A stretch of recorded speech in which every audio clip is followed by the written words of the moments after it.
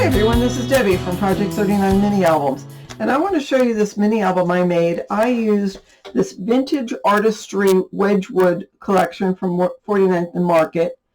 I had a 6x6 paper pad, and I also had two 12x12 pages in the Sublime, which actually was this paper, and it had a diagonal blue stripe on the reverse side.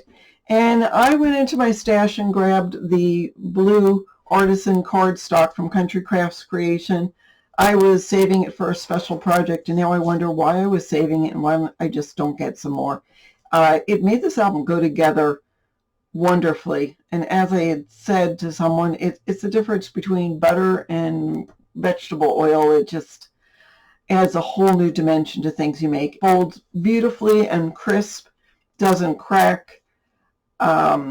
Cuts nicely. It's got a nice feel to it. It's just a beautiful paper. So anyhow, I normally don't add a lot of flowers, but I challenged myself to do more dimension in my mini albums this year. So here we go, the first one of the year.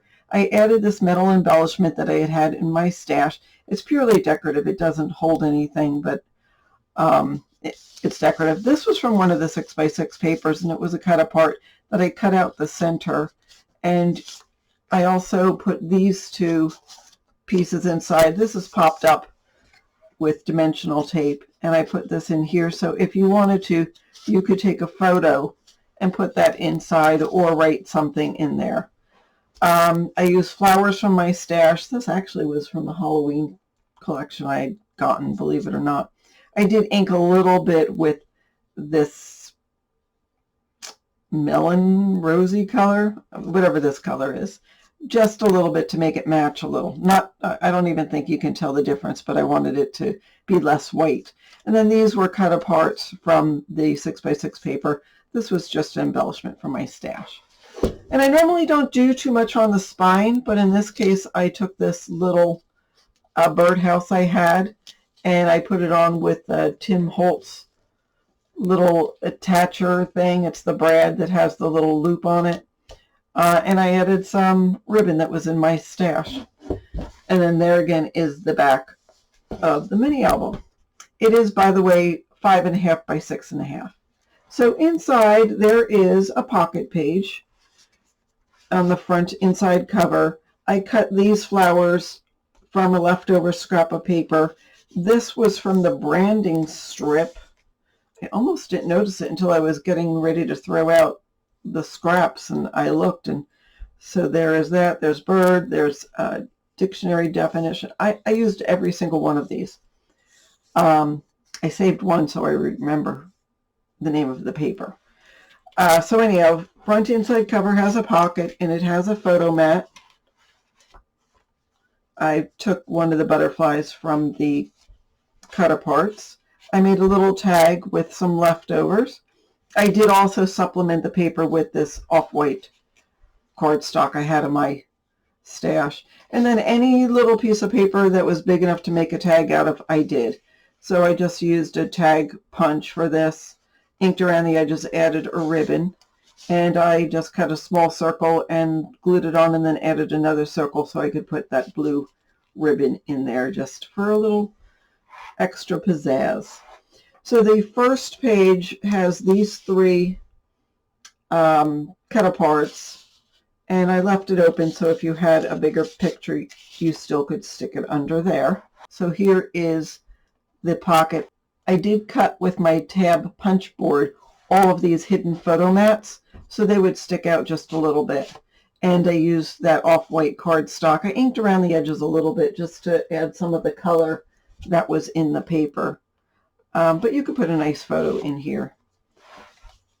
So the second page has, I love this paper. It had poppies on it, and I added some heavy packing tape on the back of this and took a X-Acto and cut around the edge to make a little spot, a little tuck spot.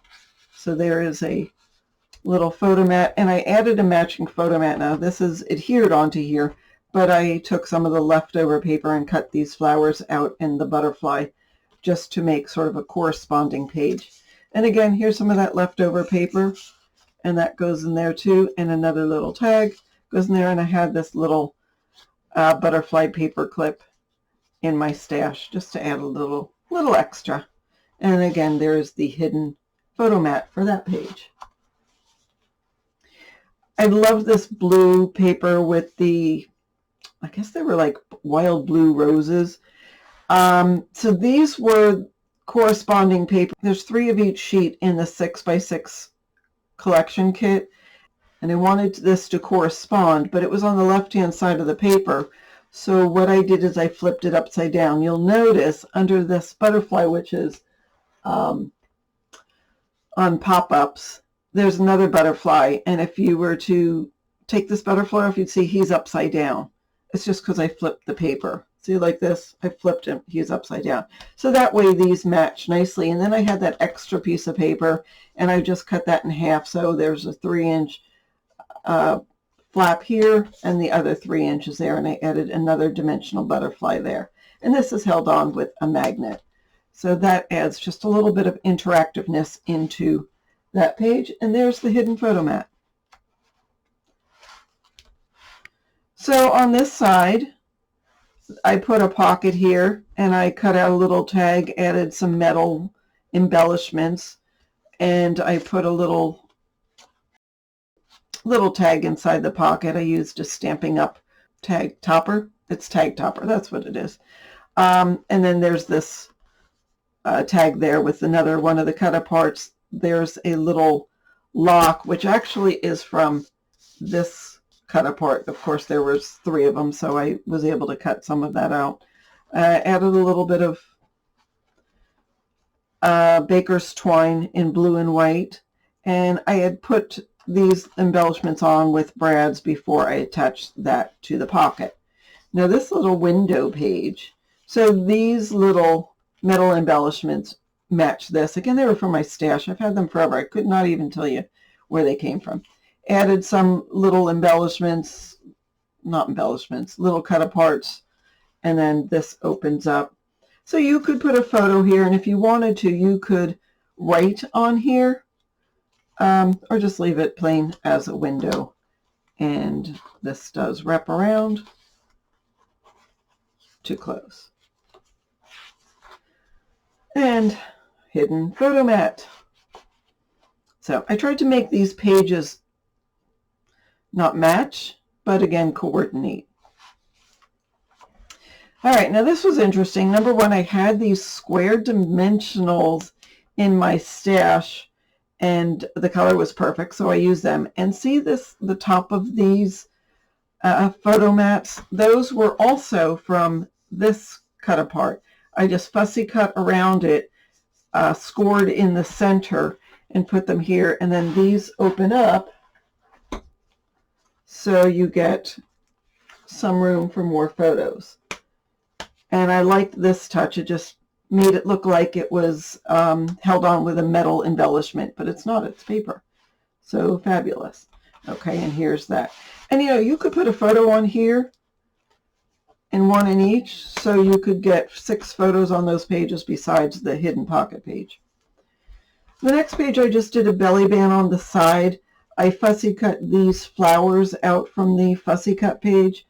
I don't think you can see it, but there was also a centerpiece in the cut apart page, and I took that and I used my my big round stylus. It's an old one from Cricut, and I turned this paper upside down, and this is dimensional. It's rounded and it pops up, and it just adds a good pizzazz to that. I added a couple, there's a little tag that I made, and then there's a photo mat inside that page. And I put a little tag on the corner of this page with another one of those daisies, a cut apart, and a metal clock embellishment, because it says all good things take time, so I thought the clock was apropos. So this was from the cut apart page, and then there's another little daisy there. And photo mat. And on the last page, I just have a diagonal pocket with which I did add some more of the Halloween flowers that I had. This one I made just using a punch, just to get a smaller one to match. I did color this with some blue and some of the melon color, I guess it is, and added one of the metal corners here and a key there. And then I had made this tag. I used the tab punch, what do you call that? That thing, the tab punch board,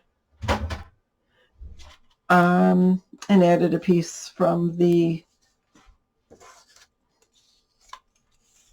and added this from the branding strip, and then took an extra piece of this darker melon colored and added some more cutter parts in there, and that looks fabulous in there. And then I always get in the habit of putting one of these big pockets on the back cover, because I figured this is where you'll put all the extra photos that you didn't get room or time to put in the book, or anything like tickets or stubs or receipts. I mean, I save all sorts of things. So these I used eyelets for, and again I used the baker's twine in that blue and white. Added a couple more from the branding strip there. It says captivate and enjoy life, and that's what it's all about. So thanks so much for watching this. If you'd like to see more, go ahead and subscribe. I have a couple other things up my sleeve coming up. Thanks for watching. Have a great day.